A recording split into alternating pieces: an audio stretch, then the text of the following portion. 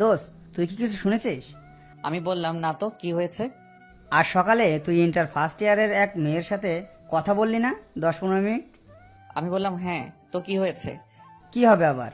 শারমিন ওই মেয়েটাকে কলেজে ছুটির পরে যা তা বলে অপমান করেছে, আর অনেক মেরেছেও। কি বলিস তুই? সত্যি কি? হ্যাঁ সত্যি।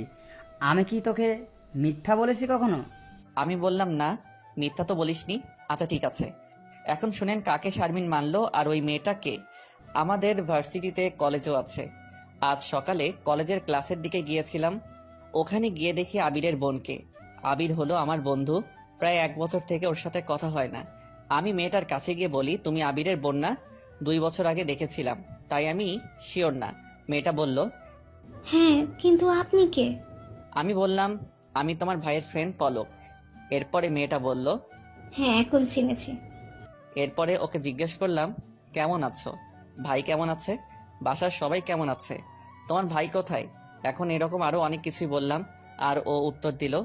15 মিনিটের মতো কথা হয় ওর সাথে। আমি ওকে নিজের বোনের মতোই দেখি। এই মেয়েকে শারমিন মারার কথা শুনে আমার মাথা গরম হয়ে গেল। আর শারমিনের উপরে সেই রাগ উঠল। যদি এখন আমি শারমিনকে পেতাম, তাহলে ওকে মেরে শেষ করতাম। কারণ ও আমার ফ্রেন্ডের বোন, আবার আমি ওকে নিজের বোন ভাবি। আমি এখন ভাবতেছি, শারমিন সত্যিই কি আমাকে ভালোবাসে, নাকি আমার সাথে ভালোবাসার অভিনয় করবে? শারমিন সত্যি ভালোবাসুক আর মিথ্যাই বাসুক, আমি পারবো না ভালোবাসতে ওকে। যে মেয়ে সবার উপর অত্যাচার করতে পারে, তাকে ভালোবাসা যায় না কখনোই। কালকে শারমিনকে একটা উচিত শিক্ষা দিতে হবে। যেই ভাবা সেই কাজ।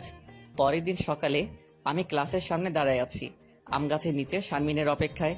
অপেক্ষার সময় যে যেতে চায় না, তা আর বললাম না। অবশেষে শারমিন আসতেই আমি বলি, ব্যাগ রেখে এখানে আসো। আমার কথা শুনে শারমিন তো সেই খুশি। ক্লাসে ব্যাগ রেখে দৌড়ে আমার কাছে চলে আসলো।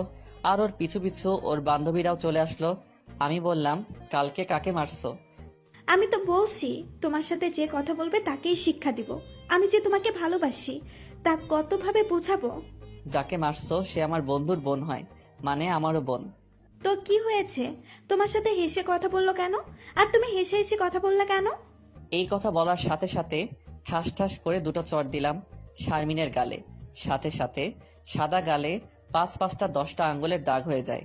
চরের শব্দে আশেপাশের সবাই স্তব্ধ হয়ে যায়। কয়েকটা ছেলে মেয়ে এসে বলল, কি হয়েছে, চর মারলো কেন? আমি বলার আগে শারমিনের বান্ধবীগুলো বলল, পলককে প্রপোজ করছে, তাই জ্বর মারলো। শারমিনও বলতেছে, আমার প্রপোজ গ্রহণ করবা না? তা তো বললেই হলো, এভাবে চর মারলা কেন? শারমিনের কথা শুনে সবাই বলতেছে, প্রপোজ তো করতেই পারে, তাই বলে ছেলে হয়ে এভাবে মারবা তুমি? মেয়েটার গালে তো আঙ্গুলে দাগ করে দিছো, এটা ঠিক করনি পলক। এমনিই বোঝাই বললেই তো হতো তোমার, এটা তুমি অন্যায় করেছো। আমি জোরে বললাম, চুপ করবে তোমরা? আমি আজকে চর মারছি, এটা আমার অন্যায় হয়েছে। এতদিন যে ও কতগুলো মেয়েকে মারলো, অত্যাচার করলো, সেটা কি সে অন্যায় করেনি? তা ঠিক বলছো, কিন্তু তুমি ওকে প্রপোজ করার জন্য মেরে কাজটা ঠিক করনি। আমি বললাম, শারমিন আমাকে প্রপোজ করেনি। এ কথা শুনে শারমিনও ওর বান্ধবীরা বলল, প্রপোজ করছে তাই আমি মারছি। এতগুলো মেয়ে এক কথা বলতেছে, আর আমি একাই এক কথা বলছি। এটা কেউ বিশ্বাস করার কথাও না, আর করবেও না, যে আমি অন্য কারণে মারছি।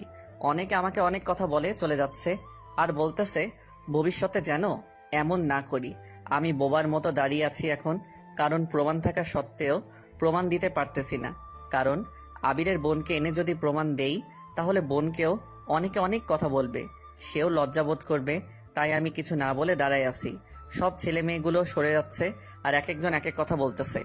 সবাই চলে যাওয়ার পরে আমি দাঁড়িয়ে আছি, আর আমার সামনে শারমিন ও ওর বান্ধবীরা আছে। শারমিন বলল, এরপর থেকে যদি আমার সাথে কোনো ধরনের খারাপ ব্যবহার করো বা কোনো মেয়ের সাথে কথা বলো, তা দেখি বা শুনি, তাহলে কি করব দেখিও। আমি বললাম, তুমি কি আমাকে ভালোবাসো? তোমার কি মনে হয় আমি অভিনয় করতেছি তোমার সাথে? অভিনয় নয় তো কি করতেছো? এত কিছু করার কোনো মানে আছে? এত কিছু বলতে কি বোঝাচ্ছ? তোমাকে ফলো করি, কোনো মেয়েকে তোমার সাথে দেখতে পারি না, এগুলো তো। হ্যাঁ, এগুলো আর বারবার মিথ্যা কথা বলার কারণ কি? কারণ তো অবশ্যই আছে। কেউ কোনো কারণ ছাড়া কোনো কিছুই করে না। আমি বললাম, কারণটা কি?